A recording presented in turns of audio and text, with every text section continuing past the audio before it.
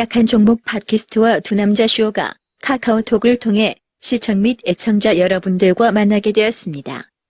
카카오톡 친구 찾기에서 트리플 플러스를 검색해서 등록해 주시면 강연회 등 각종 안내사항을 알려드립니다. 주식에 대한 각종 문의는 메리츠증권 여의도 금융센터 김성훈 과장에게 하시면 됩니다. 전화번호는 0260986320입니다.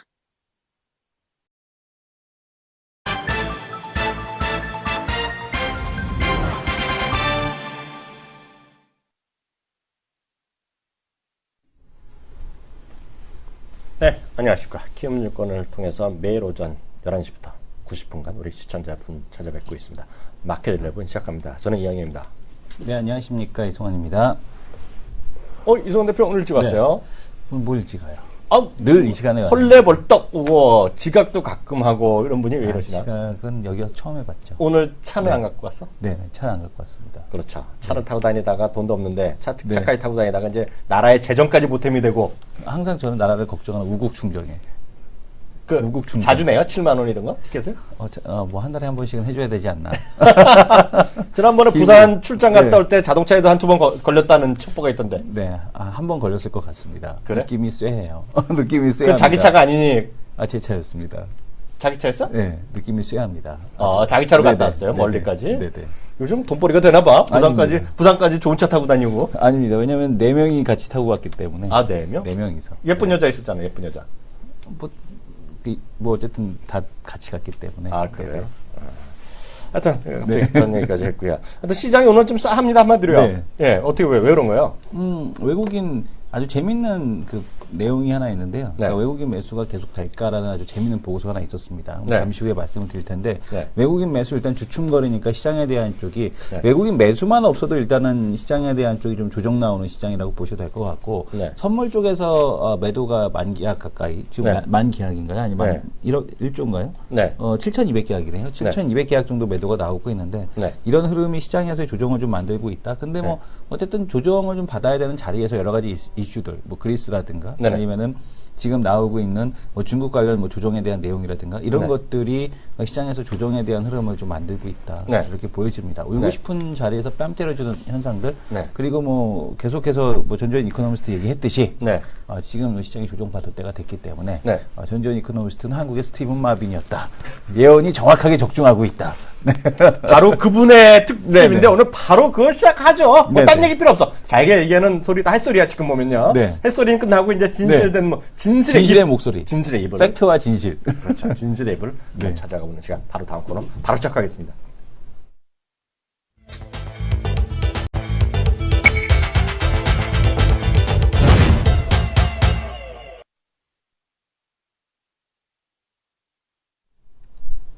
네. 키움증권이 제일 키움증권 방송 중에서 아마 이 코너가 시청률이 최고로 제가 알고 있어요. 그럼요. 최고죠. 뭐 따라올 수가 없어. 그리고 이 코너가 최고야, 최고. 네. 한 코너가 더 생긴다면 이제 저런 거죠. 네. 이제 마영님이 모시는 한 달에 한두 번 특집 이런 거. 그런 거 있으면 이제 전전님의 존재 가치 없어지지만 네. 일단은 전 그 고정으로 안 하고 계시기 때문에 저희에서 섭외는 하고 있지만 일단 그분이 없기에는 지금 그런 거죠. 그지? 1인천하 만인지상 뭐 이런 거잖아. 1인 지하 지하 만인 지상. 그런 네. 맞죠? 네, 맞습니다. 1인 지하, 한 명 밑에 있고 만인 지상, 10,000명 위에 있는, 그죠? 영의정이죠, 영의정. 증권계의 영의정. 증권계의 영의정. 근데 그거는 우리나라에서는 좋은 게 아니야. 네네. 좋은 게 아니야. 네. 뉴스 봤더니요. 그런 자리를 요번에 그 올라간 사람이 40몇 명가라며. 얼마나 부럽습니까? 그래, 웬만한 사람이 잠깐 하고 계속 연금 받고. 얼마나 좋아요? 요번에 그만두신 분도 연금 받아? 한 달에 600만 원씩. 당연하죠. 한 달에 당연한 거 정원 아닙니까? 총리가 한 달에 500만 원, 600만 원 받는다던데 평생. 당연한 거 아닙니까? 그래요? 그분은 좀 아쉬워요. 왜? 정원 총리 같은 경우는 다시 모시고 정규직화 했어야 되는 건데, 총리 정규직화로. 그 감독이, 모셨어야 김성근 감독이 직업이 감독이듯이. 네, 그렇죠. 야구 감독이듯이. 뭐 아시는 분이 사장님이 계속 직업이듯이. 그쵸. 총리가 직업이셨어야 되는데. 그 무슨 회사였죠? 뭐 회사가 있었죠. 아니, 내가 한번 네. 방송에도 얘기했었는데 그 회사가 있었는데. 네, 사장님이 직업이죠, 사장님이. 무슨. 저거. 그, 호롱 뭐였죠? 그거 있잖아요. 뭔가 갑자기 기억이 안 나네. 그건 그렇고요. 바로 이분 소개해드리도록 하겠습니다. 누군지 자기가 한번 다시 한번 제대로 한번 얘기해 주세요. 말이 필요 없죠. 아까 얘기했죠. 한국의 스티븐 마빈이자 네. 그죠? 영의정, 네. 주식계의 영의정, 전전 이코노미스트 모시겠습니다. 네, 전전님 안녕하세요. 안녕하십니까. 근데 여기서 말하기 전에 네. 그거는 제가 잘못한 거야. 뭐야? 스티브 마빈 하면 안 돼요. 아, 마빈이 왜? 마빈은 떨어진 것만 맨날 주구장창 했는데요. 아, 어쨌든 맞췄잖아. 아니죠. 아닌가? 제가 바꿀까 그럼? 마빈은 아니야. 마빈 같이 얘기하면 이분은 마빈은 오래 안 못 가요. 네. 이분은 대신에 올라갈 때 강력하게 올라간다, 떨어질 때도 강력하게 얘기해요. 그러니까 위아래를 탄력적으로 얘기하시는 분이 이런 분이 없죠. 그러면은 네. 올라갈 때 강하게 맞춘 음.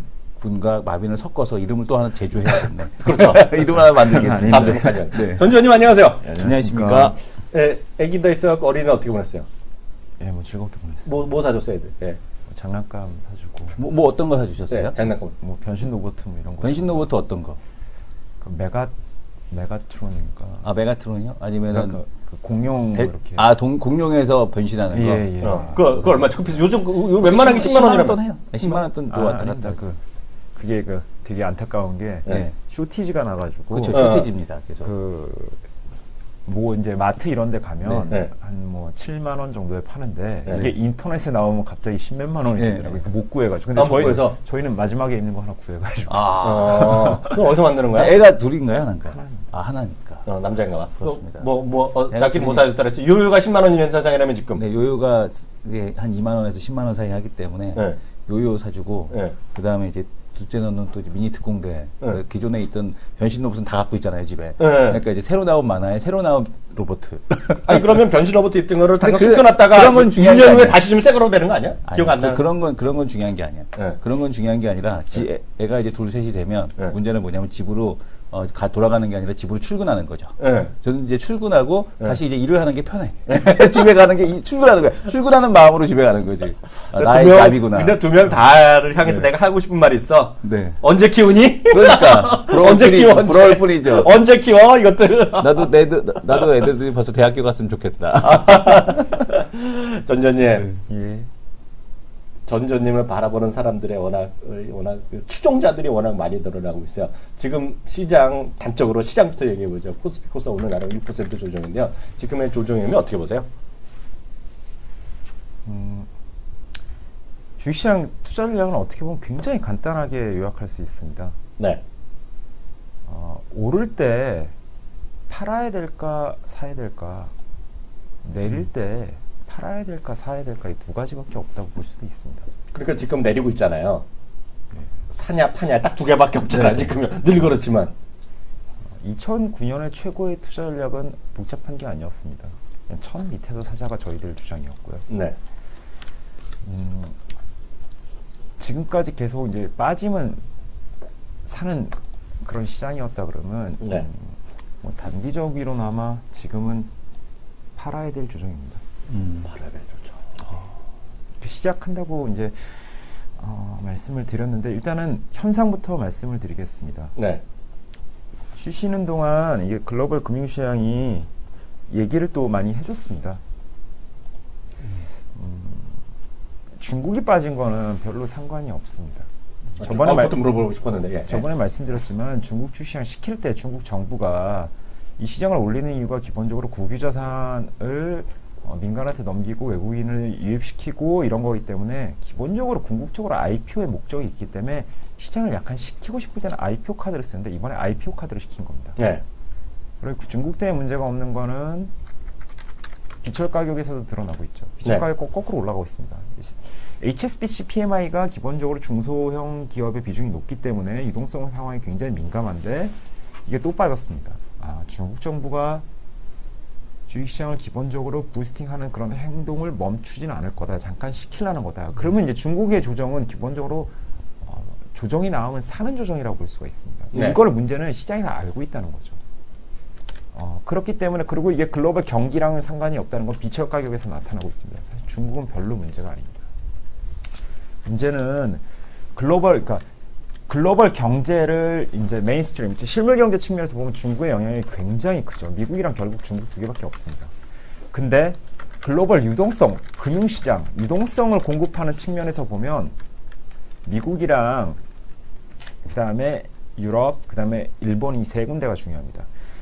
중국의 금융시장은 개방돼 있지 않기 때문에 글로벌 중국에서 아무리 돈을 공급한다, 유동성을 공급한다 그래도 중국에서 공급하는 유동성이 바깥으로 나오지는 굉장히 지금은 힘든 구조입니다. 조금씩 커지고 있지만 네. 실제로 중국 금융시장의 움직임이 글로벌 금융시장의 움직임에 영향을 주는 그런 거는 아마 5년은 더 기다리셔야 될 겁니다.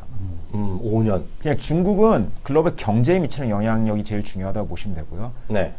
미국, 유럽, 그다음에 일본은 이 통화 정책이 실제로 글로벌 자산 가격에 영향을 미치는 게 엄청 크다라고 보시면 될 것 같은데 네. 쉬시는 동안에 유럽이 어저께도 많이 깨졌습니다. 뭐 신문이나 뉴스 이런 데서는 그리스의 뭐 탈퇴, 뭐 유로존 탈퇴 혹은 IMF가 유로존이 어느 정도 문제를 떠안지 않으면 우리 돈을 안 주겠다 그래서 빠졌다 그러는데 사실은 그거랑 아무 상관없습니다. 앞으로는 상관없다. 예. 기본적으로 그리고 미국 주식시장도 살짝 내려오고 있습니다. 실제로는 그런 건 다 핑계고요. 네. 실제로는 금리가 오르고 있어서 그렇습니다. 그러니까 우리 그 얘기 좀 지난번에 잠깐 얘기를 했었는데 보통 주식시장이 내리면 안전자산에 대한 선호 심리가 채권 매수를 불러일으켜서 금리를 떨어뜨리게 되는데요. 저번에도 말씀드렸다시피 미국 GDP 나온 다음에 잘 보셔야 된다고 말씀드렸는데 그 미국 금리 거꾸로 올라가고 있습니다. 여기 한번 그래프로 한번 보실까요? 그 영문에도 보실 수가 있습니다. 영문의 데이터가 생각보다 많습니다. 그렇죠. 영문에 많죠. 다 그 전전님이 야 이거 넣어봐라 그럼 넣어주는 거 아니야 이것들이. 아니 그렇지는 않습니다. 그렇지 않아요? 예. 아니면 말고죠 뭐. 예. 예. 안 하면 이것들이 빠져갖고. 마영님이 하시나 보다. 그러니까. 네. 보시면 미국 10년물 국채금리인데요. 2.2%까지 올랐잖아요. 예, 어저께도 올랐습니다. 그러니까요. 오늘 새벽에도 올랐더라고요. 3월 11일 최고치라며 지금요. 글로벌 금융시장에서 지금 유동성 환경이 가장 취약한 데는 지금 유럽입니다. 네. 픽스 문제가 해결이 안 됐으니까. 그렇죠. 유동성이 공급되면 빨리빨리 올라가고요. 아니면 네. 떨어집니다. 네. 미국 금리가 올라오면서 그래서 유럽 증시가 깨진 겁니다.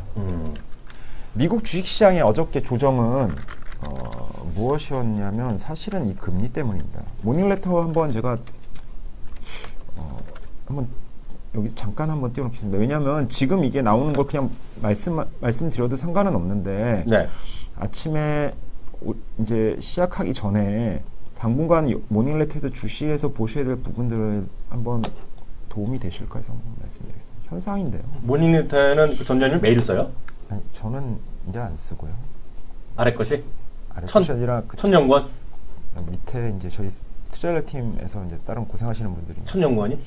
천정원 연구원도 만들고 김현조 연구원도 만들고 다 참여합니다. 저는 이제 그 와중에서 천연권이 스캡이에요? 예, 그렇죠. 오. 저는 뭐 선캡. 예, 말씀드리고 싶은 선반장. 예. 말씀드리고 싶은 거는 이런 거죠. 보시면 이게 CDS가 사실 의미가 별로 없긴 한데 CDS가 독일 6bp, 스페인 26bp, 27bp, 독일 57bp 올라가는데 주식시장이 2.5%씩 이렇게 깨지는 건 말이 안 됩니다. 이거는 사실 원인이 딴 데 있다는 얘기거든요. 보시면 아까 그래프도 보시다시피 어저께도 미국 국채 금리가 4bp 올라갔습니다. 보시면 왜 4bp 올라갔냐?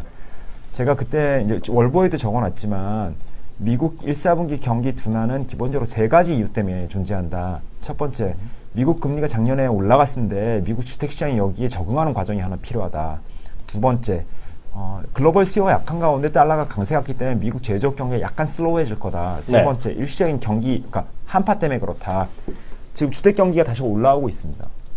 그때 미국 주택 경기 슬로우해지는 게 그래도 소수나들니까 너무 걱정 안 하셨는데 말씀드렸는데 데이터 기존 주택 판매랑 가장 선행하는 잠정 주택 판매, 일단 사인만 하면 집계하는 잠정 주택 판매가 올라오고 있습니다. 두 번째, 그래서 제조업 날씨가 풀리고 있고요. 네. 제조업 경기 지표들의 좋아지는 거를 보면서 금융시장이 이제 조금 있으면 적어도 한 6월 달에 금리 인상에 대한 시그널이 나오지 않을까라고 계속 경계심을 나타낼 가능성이 높다고 말씀드렸는데 그래서 ISM 신규 주문 지수가 올라오면서 시작된 거거든요. 네네. 쉬시는 동안에 공장 주문 데이터가 확 올라왔습니다. 이게 제조업 경기가 조금씩 돌아가기 시작하고 있다는 얘기고요. 네. 그리고 이제 말씀드리는 것 중에 하나가 물가의 측면에서 보면 약간 페드가 신호를 빨리 줄 겁니다. 옛날보다. 좀 빨리? 예, 경기보다 왜냐하면 물가 측면에서 보면 올해 금리를 움직일 이유는 별로 크게 없습니다. 네. 제조업 경기 측면에서 봐서도 아직 조금 빠른 건 사실인데 계속 그러니까 제가 최근에는 내년에 금리 인상한다는 사람들이 또 많아졌는데 왜 9월에 계속 인상을 한다고 말씀을 드리냐면 페드가 기본적으로 금융위기 이후에 작동시켰던 통화정책 경로는 금리 경로가 아닙니다. 금리 경로가 안 먹었기 때문에 양적 완화를 선택한 거죠. 네. 금리를 움직이려면 이게 안 먹었기 때문에 양적 완화를 선택한 거고요. 양적 완화를 선택해서 어디를 건드려줬냐면 자산 경로를 건드려줬습니다. 그렇죠. 실제로 자산 경로를 건드려서 미국 경기를 붐업 시켰죠. 근데 한번 생각해 보시면 자산 경로가 그러니까 모든 거는 이게 한계적인 힘이 있어가지고 모든 거는 계속 하면 좋아지는 이펙트는 떨어지고 나쁜 이펙트가 자꾸 커지거든요. 네네. 지금 약간 그런 상황이 들어왔다는 거죠. 네. 지금 와서 자산 가격이 더 오르면 나중에 변동성이 커져서 아직 미국 경기가 약한데 자산 가격이 만약에 싹 빠지면 네. 경기를 해칠 수가 있거든요. 참고적으로 미국은 나라마다 약간 틀린데요. 명목 GDP에 주식시장의 시가총액이 100에 한 90에서 120 사이에서 움직이거든요. 지금 한 125 왔습니다. 컨트롤 들어갈 겁니다. 네. 이런 거를 시장이 눈치채고 있다는 거죠.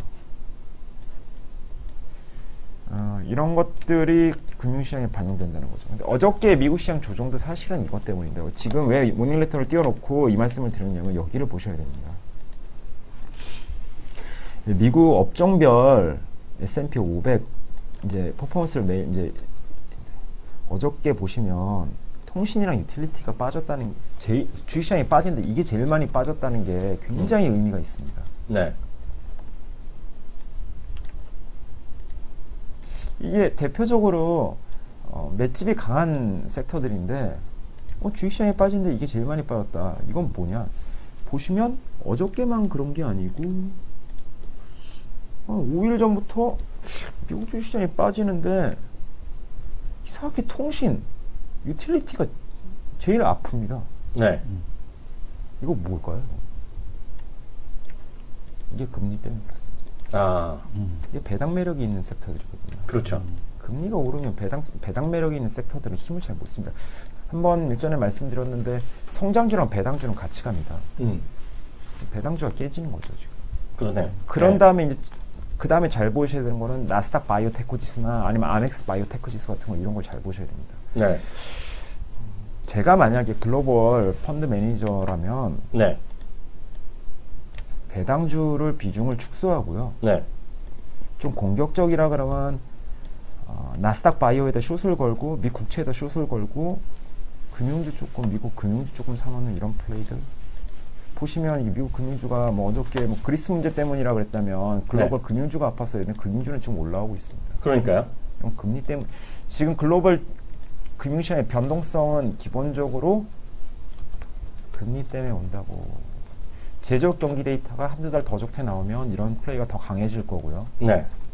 그럼 제조업 경기는 어떻게 될 거냐? 이런 걸 데이터로 뭘 보면 되냐? 선진국의 그러니까 결국 수요 데이터를 봐야 되는데 선진국 특히 미국에서 가장 수요에 빠른 섹터는 자동차입니다. 4월 자동차 미국 신차 판매 데이터 굉장히 잘 나왔습니다. 그렇죠. 다음 달 제조업 경기 돌아갈 겁니다. 음. 그래서 지금 이 또 금리가 또 상승 압력을 받는 거거든요. 네. 이런 것들이 국내 주식시장 금리가 움직이면 기본적으로는 마이너 마켓이 좀 약합니다. 유동성이 굉장히 민감한 마켓이 마이너 마켓이거든요. 네. 당연히 코스닥은 코스피보다 맷집이 좀 약한 상태죠. 신용잔고 많은 주식들 좀 조심하셔야 될 필요가 있을 것 같습니다. 저가 매수 전략은 조금 이연시켜 놓는 게 훨씬 중요한 것 같고요. 네. 밸류에이션 매력이 있거나 좀 라지캡 sektor로 가는 게 네. 그래서 IT, 자동차, 은행 이게 뭔 큰 매력이 있을까 싶지만 네. 지금 더 밸류에 그러니까 성장주 투자는 비싸도 좋아질 게 있으면 가는 거고 더 이상 네. 좋아질 게 없으면 위험해지는 거고 밸류에이션 투자, 가치 투자는 더 이상 좋아지는 게 핵심이 아니라 더 이상 나빠지지만 않아도 너무 가치가 많이 빠졌다 그러면 올라갈 수 있거든요. 그러니까 지금 오늘 같은 경우도 보시면 자동차 섹터가 안 빠집니다. 뭐 은행 섹터도 뭐 견조하고 IT 섹터도 뭐 약간 종목별로 차별화를 보이고 있지만 그래도 뭐 다른 섹터 대비해서는 견조하거든요. 네. 다른 섹터들이 굉장히 위험해진 거죠. 하나 그냥 글로벌 이건 참고하셔도 괜찮을 건데 아까 나스닥 바이오테크 지수 얘기했는데 네.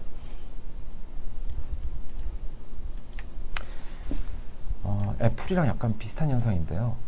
지금 나스닥 바이오테크 중에서 뭐 사실은 실제로 가장 핫한 애들 중에 하나가 길리어드 사이언스인데 그렇죠. 길리어드 사이언스 1분기 실적이 드라마틱했거든요. 네. 근데 중국 소비주가 이제 우리나라에 무서운 게 실적이 나오니까 나오는 위에다 밸류에이션을 막 쌓아준 거죠. 그렇죠. 미국에서는 약간 이게 비슷한, 그러면 길리어드 사이언스는 약간 바이오보다는 제약이죠. 그렇죠. 문제는 그래서 길리어드 사이언스 주가가 사상 최고치냐? 그렇지 않다. 재미없잖아요. 그죠? 예. 저번 주에 실적 발표했습니다. 실적 발표하느라 오르게 놀랐죠. 하지만 헤드는 왼쪽에 있습니다. 왜 그렇겠습니까? 성장주가 실적이 잘 나오는데 못 올라가면 끝이 보인다고 생각하는 거거든요. 길리어드 사이언스 내년 실적 전망 보시면 올해보다 좋긴 좋죠. 네. 증가율이 많이 떨어집니다. 근데 금리가 오른다.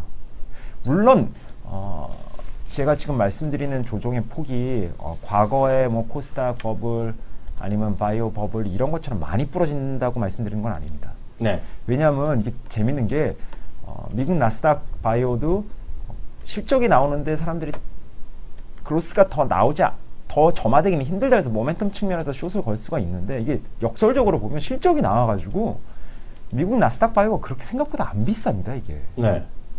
나스닥 바이오테크 지수가 한 15배 정도밖에 안 되니까요. 네. 미국 주시장. 그래서 이게 역설적으로 빠져도 그렇게 많이 빠지진 못할 겁니다. 저도 그럴 것 같아요. 네.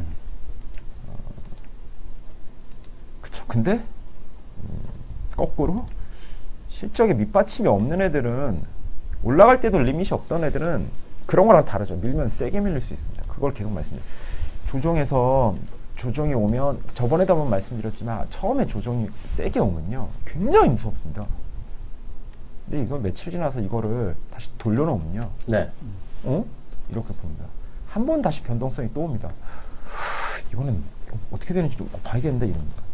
이걸 다시 돌려놓으면요 사람들이 그 다음에 조정이 왔을 때는 이걸 기회라고 생각하게 됩니다. 네. 이런 걸 굉장히 그러니까 기회일 때가 있고요. 조정이 아닐 때가 있죠. 사야 되는 조정과 피해야 되는 조정이 있고요. 특히 물론 이건 종목마다 약간 산업마다 시장마다 틀리긴 합니다. 왜냐하면 제일 처음에 빠질 때는 우르르 빠질 수가 있는데 그 안에서도 밸류에이션이 콘크리트하고 실적이 나오는 게 동반해서 약간 같은 섹터 안에 있다는 이유만으로 빠질 수도 있거든요. 이런 거는 매수의 기회라고 볼 수 있죠. 근데 지금 많이 오른 것들 중에서 네. 안 그런 애들이 있다는 거죠. 모든 씨앗이 열매가 되진 않습니다. 좀 적어놔. 이거는 명언인데 모든 씨앗이 열매가 되진 않는다. 대박이네. 네. 이런 제길 그래서 분산 투자하는 거구나. 예. 포트폴리오의 그렇죠? 기본 아이디어는 네. 만약에 제일 명언이에요, 다 알고 있다 그러면 네. 포트폴리오 투자를 안 하죠. 네. 포트폴리오 투자는 기본적으로 만약에 바이오가 좋다고 생각해도 네. 뭐가 될지 잘 모르겠다고 생각하니까 기본적으로 포트폴리오를 구성하는 거예요. 전체적으로도. 바이오도 그런데 마켓으로 보면 어느 섹터가 될지 잘 모르겠는데 주식시장은 될 것 같은데 어느 섹터가 될지 모르겠다 라고 생각하니까 포트폴리오를 업종별로 갖춰놓은 거예요.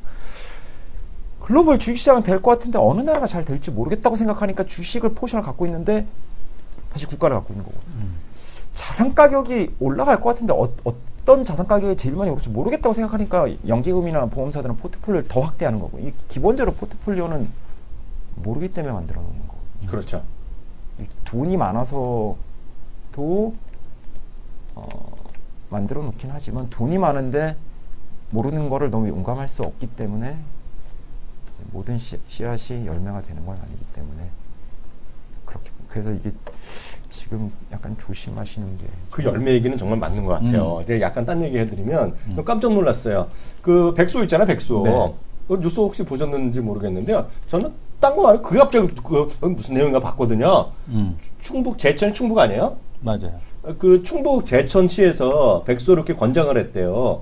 그 농민들한테 이거 하시라고. 네, 많이 했는데 문제는 교육을 시켰을 거 아닙니까? 네. 이거 하고 이거 가짜 백소인지 뭐 어려운 말 있잖아요. 이어부 피소. 이어부 뭔지 뭐 나발인지 뭔지 아주 어려운 거. 어. 그거가 실제로 전문가 구분이 안 된다는데 교육할 때도 그랬대요. 전문가 그 구분이 안 되고 여러분들이 하더라도 그 100% 이게 그 이물질이니까 중국 건지 그게 들어갈 수 있을 찬스가 있다고 이랬대요. 그러니까 누구 잘못인지 한번 모르는 거야. 그러니까 종자라 그래? 뭐 거기 씨앗인지 뭐라 그랬는데 네. 그 업도가 100% 보장이 안 되는 거죠 지금. 그러니까 종묘 회사가 그래서 그런 거가 정말 중요한 게 걔네들이 공급하는 것 자체도 100% 보장이 안 된다 그랬네. 그렇게 농협 그 충북 제천시에서 교육할 때 그렇게 얘기했다 그러더라고요.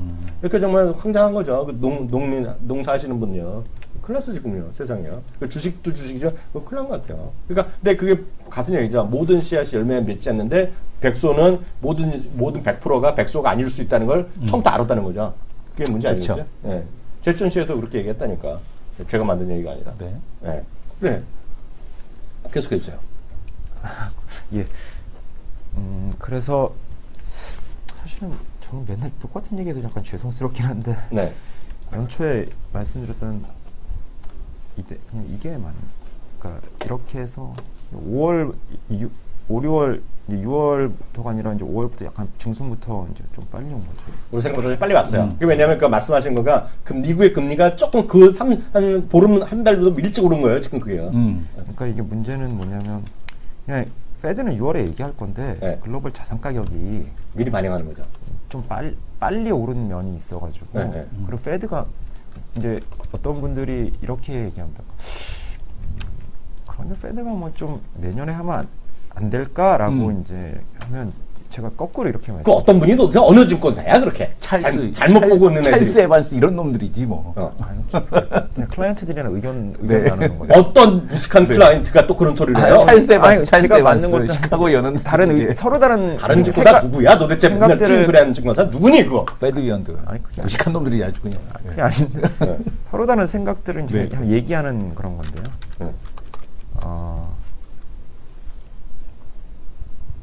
이게 이런 거죠. 제일 처음에 이런 얘기가 많았습니다. 제가 6월에 금리 인상이 아닐 거다, 9월일 거다. 그렇기 때문에 뭐 연초에 코스닥이나 성장주의 투자기가 굉장히 많다. 근데 그러니까 그때 이제 들었던 얘기 중에 하나가 6월인지 9월인지가 뭐가 중요하냐. 맞아요. 3개월인데 근데 지금 아니다. 네. 3개월밖에 아닌 것 같은데 연초에 글로벌 금융시장에는 6월이라는 생각이 주식을 너무 많이 겁을 너무 많이 줘가지고 주식이 너무 싸졌기 때문에 네. 이 우려의 깊이가 네. 너무 깊기 때문에 이게 6월이 아니고 아닐 수 있다 9월이 그러면 이게 이렇게 되는 게 주식시장을 많이 움직여줄 거다. 그렇죠. 예, 많이 움직였습니다. 한번 생각해 보시면 근데 페드가 이걸 봤습니다. 네. 페드가 무슨 생각을 할까요? 그래, 9월에 하든 사실은 12월에 하든 2월에 하든 페드의 시계 안에서는 별로 큰 차이가 없습니다. 네. 큰 항아리에선 차이가 없네. 예, 근데 문제는 이런 거죠. 제가 계속 말씀드린 게 금융위기 이후에 저는 버냉키 결국은 노벨상을 받을 거라 생각하는데 가장 큰 이유는 합리적 기대학파의 그런 행동을 실제로 실제 금융시장에서 사람들의 기대를 컨트롤 해줬거든요. 진짜로. 이런 거죠. 페드가 이제 그거를 이제 계속 그 생각을 이제 본 거죠. 이제 시장을 기대를 조절해야 되는데 잘못하면 실패한다. 이건데 3개월만 이렇게 사람들이 3개월 빨리 올 거라 생각했는데 3개월 늦게 오고 이렇게 근데 만약에 여기서 3개월이 이연됐는데 내가 내년에 금리를 인상할 거라는 시그널 혹은 내년에 어느 시점에 금리를 인상할지 모르겠다. 보면서 해야겠다는 기대를 주면 자산 가격이 갑자기 움직이는 민감도가 갑자기 엄청 주식시장이 너무 많이 움직일 가능성을 분명히 페드가 인지하고 있을 겁니다. 그렇죠. 명목 GDP분에 125 갔으면 그 인지 안 할 리가 없습니다. 그렇죠. 그렇기 때문에 밸류에이션 매력 있는 대로. 그러니까 결국 이거죠. 그러니까 저 쉽게 얘기하게 드리겠습니다. 너무 우리가 겸손하니까 전전 네. 자꾸 겸손하게 말씀하시는데 연초에 우리가 요럴 때부터 전 전님은 이미 9월이다. 딱 마영님의 뜻 다 뭐 받잡고 하는 거잖아요. 우리가요. 같은 의견이 나오는 건데요. 그렇게 얘기했던 날 쉽게 얘기하면 뭐야? 전 전님의 말을 직접 말은 안 했지만 전 전님이 우리가 있는 데서 뒷담화하면 네. 전 전님이 너무 겸손을 한 거죠. 전 선생께서는 그것들이 디테일이 없는 것들이야. 그건 아닌데. 쉽게 얘기하면 그거죠. 3개월에 뭔 차이가 있겠어 하는 애들은 디테일이 있어 없어? 그 얘기 있다 많이 없다? 디테일이 없다. 많이 걔네들은 들었거든. 누구야? 전 전님은 뭐야? 디테일이 있다 없다? 있다. 그것도 책으로 있다. 딱 그거 아닙니까 지금요. 디테일이 없는 사람이 없는 증권사가 있고 디테일이 있는 증권사 있어. 어디를 선택해? 있는 대로 해야죠. 있는 그 어디가 어디 증권사야? 키움이고 그건 아니고. 제가 하나 네. 아주 예언이 아니라 저는 솔직히 이게 괜히 하는 소리가 아니야. 전전님의 다음 직장을 하나 제안해 드릴 수 있어요. 국내 증권사를 위해서 좋죠. 네. 킴증권에서 계속 있으시고 좋은데 사실 전전님 그리고 전전님뿐만 아니라 대한민국을 위해서는 제가 봤을 때 어딜 가셔야 되는지 알아요? 어디? 이분이? 예? 어디? 저라면 레주메 냅니다. 어디다가? AIIB 이런 데 가야 돼요. AIIB? 이런 데 갈 뿐이야. 그런 데서 글로벌 이코노미스타 이런 거 있잖아요. 그런 걸 하셔야지 딱 더 대한민국뿐만 아니라 중국, 그러니까 그 시진핑이 알아야 돼. 리커창 이런 사람도. 내일부터 차이용. 내일부터 차이용. 중고 좀 해요? 내일부터 차이용 끊어야지. 아니, 중고 못해? 내일부터 차이용 끊는다니까. 그놈의 대교 있잖아. 대교. 아까 아침에 또 오르더라고. 내가 그래서 네. 아침 방송에서 그 얘기했어. 특징주를 내가 몇 년 만에 하면서 내가 마지막에 얘기했어. 올라가는 모르겠는데 네. 난 회의적이다 그랬어. 이렇게 회의적이다? 올라가는 거. 그랬더니 오늘 다시 휙 올라 지금 밀리는데 이런 거죠. 근데 그게 중요한 게 아니라 전전님 중고 좀 하셔야 돼요. 좀 하세요. 예, HSK 3급 따요. HS 3급 딴데 한 6개월이면 3개월이면 따거든요. 그리고 4급까지 하면 전전님 정도면 한 4급까지 솔직히 이 나이에 6급은 안 된다. 6급은 안 되고 5급도 만만치 않아. 근데 4급까지 될 거면 전전님 4급이면 AIB에 무조건 특채 중에 특채지. 특채. 그래서 진짜 하셔야 돼요. 그게 나라 위해서 좋은 거 아니야. 맞아요. 우리는 여기 있으면 좋지 계속. 그렇지만 정말 대단하죠. 나라를 위해서. 네네. 우리나라를 우리나라 이름 그런 거 있잖아. 뭐 이렇게 부양하는 거 이거. 아직 하산할 때가 안 됐습니다. 아니, 했다가 다시 경력 쌓고 캐리어를 해갖고 다시 여기 올 때 다시 증권사 할 때 다시 이번에 리서치 센터장 오시면 되지. 다음은 우리 마영님 리서치 센터장만 모시고 그죠? 여기까지 할까요 오늘요? 예, 뭐. 네. 그래서 사실 말 더 남았네. 그게 아니고 얘기해. 이게 재밌는 게 네네. 재밌는 거 돌려줘요 그럼 빨리. 이게 수비할 땐 수비하고 공격할 때 공격하시는 게 좋습니다. 수비할 때 수비해라. 네. 수비할 때 수비해라. 이동국 같이 계속 골만 넣으면 안 된다는 얘기네. 얼레벌레 슛 이런 거. 어저께 이동국이 하나가 예. 알아? 모릅니다. 이동국님이 정말 열불이 났어. 왜? SNS에서 썼잖아요. 그게 왜? 또 뉴스에 됐잖아요. 왜? 이동국 열받아 해갖고 일간 스포츠가 낚는 기사야. 어. 갑자기 어린날 뭐 열받아 했더니 이동국이 직접 이동국님이 TV 화면 캡처했어. 모든 게 그냥 야구만 한 거지. 축구를 안 하고. 축구 보고 싶은 애들은 뭘 보라는 소리 하면서 5개, 6개를 한 거야. 그러니까 어떻게 뉴스 중에 제목 중에 낚시 뉴스가 이동국 열받아 뭐 이런 거야. 본인 책임도 있을 텐데. 그러니까 수비할 때 수비, 공격할 때 공격할 때 이동국은 계속 공격만 했잖아. 본인 책임도 있을 텐데. 이동국은 수비까지 했으면 이미 2002년 월드컵부터 나간 거잖아. 그잖아. 네. 여기까지 하겠습니다. 예. 네, 수고하셨습니다. 감사합니다. 예, 감사합니다.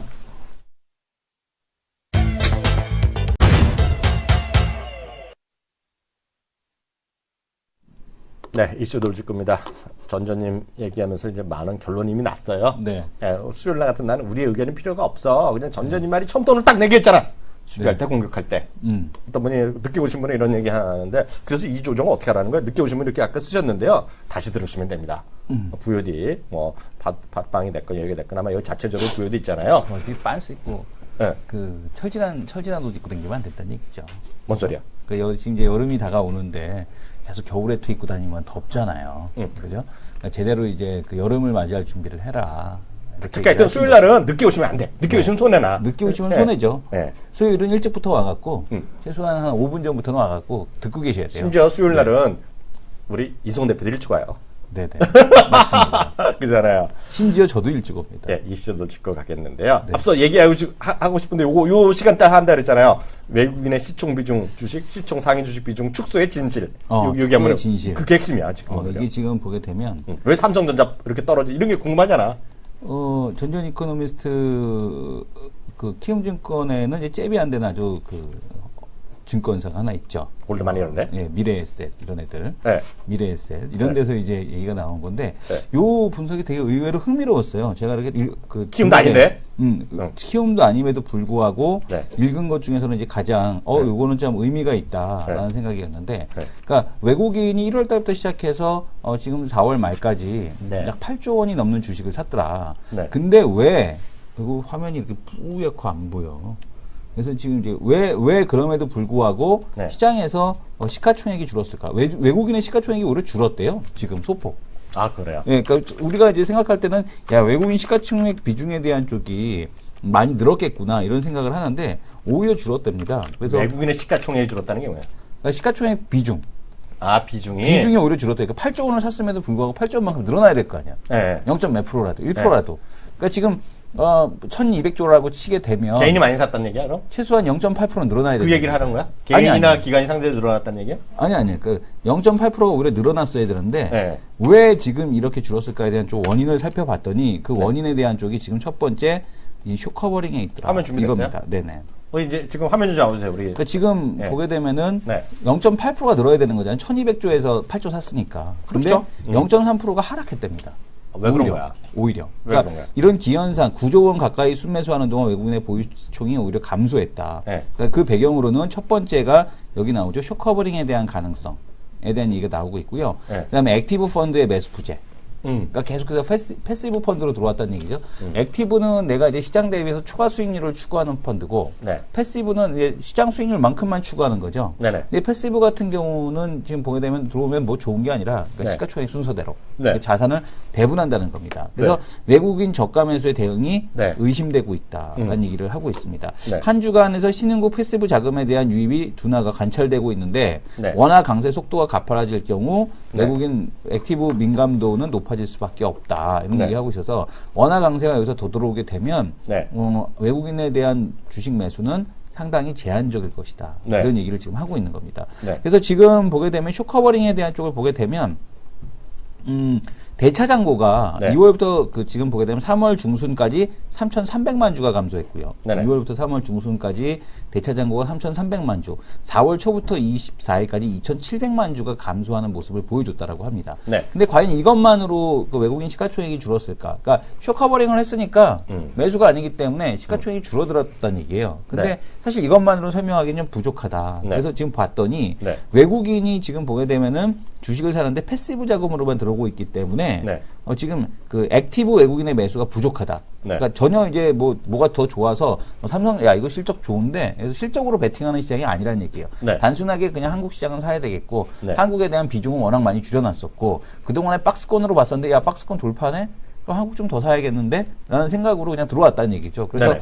지금 상황에서는 외국인에 대한 액티브 매수 플레이가 아니었다라는 게 네. 지금 최근 한국 시장에 유입된 외국인의 대부분 매수는 패시브 외국인이다. 그래서 네. 이거 기계적으로 대형주를 샀기 때문에 외국인 종목들의 그 수익률이 상당히 부진했다. 네. 이것도 역시 외국인 시가총액 비중을 낮춘 원인 중에 하나다. 그리고 원화 강세가 속도가 가파라질 경우 네. 외국인 수급에 대한 쪽, 액티브 자금 쪽에서는 이 환율에서는 네. 들어오지 않을 가능성에 대한 쪽이 높다. 네. 이런 얘기를 하고 있습니다. 여기서 세 가지 얘기를 하고 있는데 네. 그래서 내용은 16페이지 정도 되는 거거든요. 네. 근데 맨 앞 페이지만 읽어보셔도 돼요. 그래서 근데 약간 내용이 어렵다.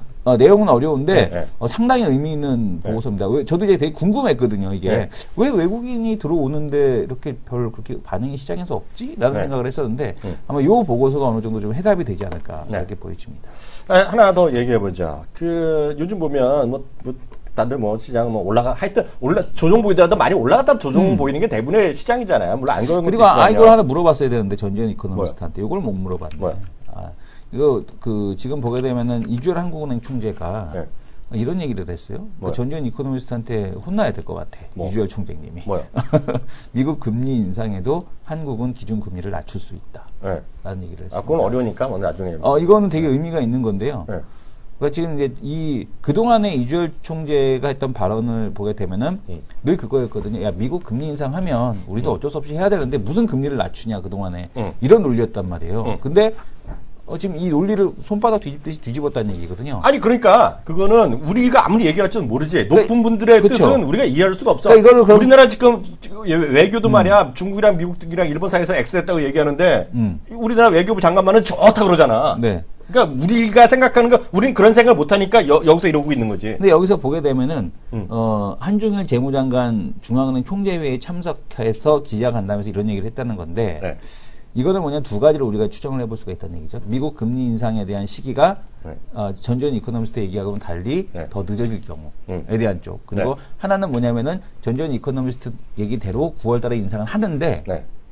그 텀이 엄청나게 길 경우가 있다는 얘기죠. 올해 한 번, 내년에 한 두어 번. 네. 이 정도면은, 그러니까 여전히 금리를 우리가 낮춘다고 하더라도 미국의 금리 차이에 대한 쪽이 존재하고 있기 때문에 외국인이 굳이 빠져나가지 않을 가능성에 대한 쪽이 있다는 얘기죠. 그래서 요거를 놓고 보게 되면 시장에서 어쨌든 간에 기존의 얘기를 좀 뒤집었다라는 거. 그래서 뭐 증권이라든가 건설 섹터라든가 이런 쪽 같은 경우는 상당히 좀 반응에 대한 쪽이 달라질 가능성이 있지 않느냐. 그게- 최근에 네. 이게 왜 그러냐면은 최근에 이제 그 전전 이코노미스트 얘기가 맞거든요. 그러니까 아까 무조건 남았지 전조님 얘기는. 이걸 보게 되면 근데 요 전전이 위냐? 왜 위냐면 지금 보게 되면 한국 국채 수익률에 대한 쪽을 한번 볼게요. 최근에 한국 그 국채 수익률을 보게 되면 국채 수익률에 대한 쪽과 지금 코스닥이 왜 깨지느냐에 대한 쪽을 보게 되면 코스닥이 왜 깨지느냐 한번 보겠습니다. 지금 보게 되면 금리가 오르고 있거든. 이렇게.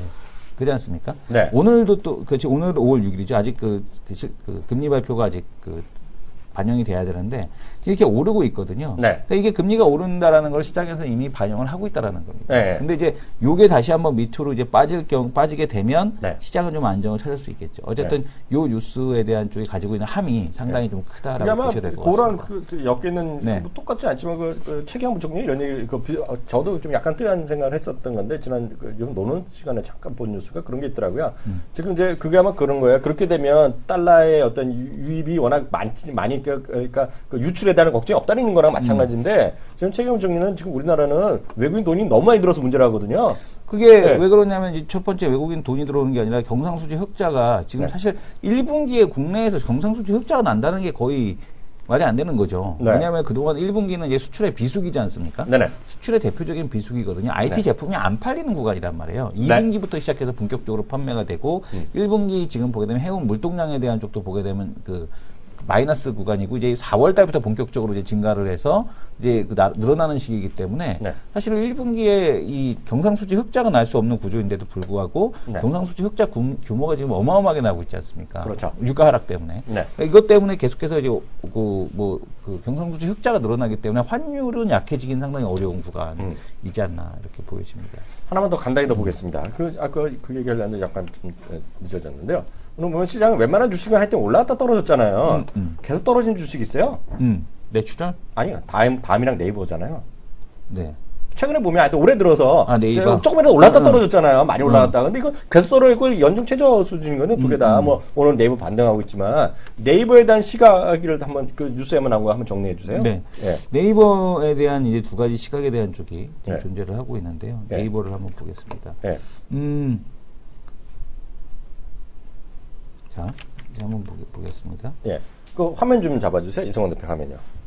네이버 이게 안 나오네. 지금 보게 되면 이제 믿었던 네. 라인에 네. 발등 찍힌 네이버. 네. 근데 이거는 네이버만 나타난 현상은 아니고 사실 알리바바도 네. 이번 춘제 때 그 보너스 지급을 하지 않았죠. 직원도 안 뽑는다 예. 그랬잖아요, 이제. 그리고 네. 이제 아예 직원까지도 뽑지 않겠다. 그래서 지금 SNS에 대한 성장성에 네. 의문을 지금 던지고 있다. 이런 네. 얘기가 나오고 있는데요. 네. 지금 이제 1, 4분기 실적 발표 이후 4일까지 리포트를 작성한 증권사 16곳 중 9곳이 네. 목표 주가를 낮췄다. 네. 그러니까 목표 주가 75만 원에서 67만 원으로 하향 조정이 됐고요. 네. 그다음에 이제 100만 원대를 유지하던 대우, 유한타, 이베스트, IBK도 90만 원대로 목표 주가를 낮췄다라고 합니다. 네. 그러니까 지금 보게 되면은 그러니까 이 이유를 보게 되면 네. 라인페이, 택배, 네. 배달 배달 등 새로운 모바일 수익 사업 모델이 시도되고 있지만 네. 아직까지 가시적인 성과가 나오지 않고 있다는 얘기죠. 지금 보게 되면 라인페이도 마찬가지고요. 그렇죠. 택배도 마찬가지고 배달도 마찬가지고 어떤 것도 지금 수익으로 지금 연결되고 있다라는 어떤 걸 보여주지 못하고 있다는 얘기고 이거는 뭐죠? 다음 카카오도 마찬가지예요. 네. 다음 카카오도 네. 지금 마찬가지다라는 얘기를 보셔야 될 것 같고 지금 보게 되면 일본 라인 연결 매출이 전년 동기 대비 69% 성장에 기대는 그러나 유효하다. 네. 그리고 이제 폴라 서비스 이런 네. 게 좀 나오지 않았습니까? 네. 이런 것들이 나왔는데 펀더멘털 개선은 지속이 될 건데 어쨌든 네. 간에 실적을 대비해서 주가를 미리 좀 땡겼었기 때문에 네. 나오는 조정.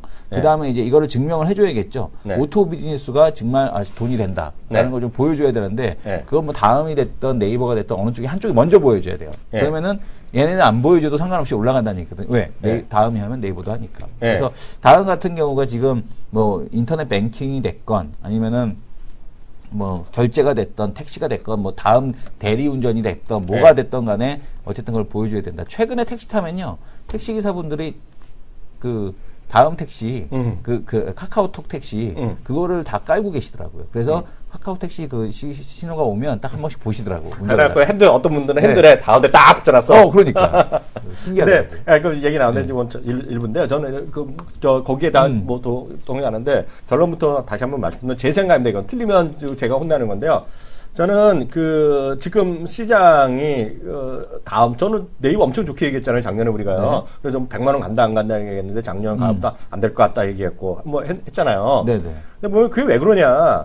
저는 여기에 분명히 글로벌 시각이 필요하다는 생각 갖고 있어요. 지금 보면 지금 SNS도 안 된다고 얘기하지만 지금 잘 나가는 게 딱 두 개 있습니다. 나중에 뭐 이거 들면 제 화면 잠깐 잡아주실래요? 이쪽 화면이요. 보시면요. 이쪽 보면 세상에 SNS 그 메신저 사면 이게 텐센트거든요. 텐센트는 고가예요 지금요. 지금 보면 미국 사람 얘기가 딱 두 개밖에 없다는 거예요. 메신저는 왓츠앱이랑 위챗이에요. 딱 두 개밖에 없다는 거예요. 왜냐면 영어 아니면 중국어거든 지금요. 그러면 그 안에 카카오톡도 좋고 라인도 좋죠. 근데 카카오톡은 한국이잖아요. 까놓고 얘기해서. 네. 라인은 엄청 잘 된다는데 일본에서 쓰는 거거든요 지금요. 우리나라 사람도 라인 네이버 밴드백 더 써. 라인 밴드 외에는 누가 쓰는 별로 없잖아요. 그게 철저한 한계로 되고 있다. 한계로 있다. 그래서 모르겠습니다. 우리나라에서는 좋다 그러지만 늘 말씀드린 글로벌 시각에서는 지금 관심권은 밖으로 밀려나고 있다. 뭐 이게 핵심적인 요인이 아닌가 싶고요. 그런 것들을 타개할 뭔가 새로운 서비스가 나와봤자 이건 그걸 똑같은 거를 텐센트에서 하면 어떠냐. 똑같은 거 왓츠앱에서 하면 어떠냐. 이런 거죠. 그리고 왓츠앱에서 했고 예를 들어서 한 거를 서로 주거번이 맡겨봤자 그들 쪽으로 몰려가고 있는 게 좀 엄연한 현실이다. 그게 지금 글로벌 시각이 아닌가 싶고요. 그래서 제 얘기 아니라 미국에서 워낙 많이 합니다. 두 개밖에 없다고. SNS 그 서비스 메신저 있죠. 그거는 위챗이랑 왓츠앱밖에 없다고. 그 둘만 사면 된다는 얘기 많이 하거든요. 그게 좀 현실이 아닌가 싶습니다. 1분이 여기서 이제 간단히 끝내겠고요. 2부에는요 또 화제 인물 또 대표적인 우리 또 우리 전문가들 하는 시간이잖아요. 그래서 목요일 날은 또 누구야? 목요일 날은 서 부장님 아닌가? 몰라요. 서 부장님인가요?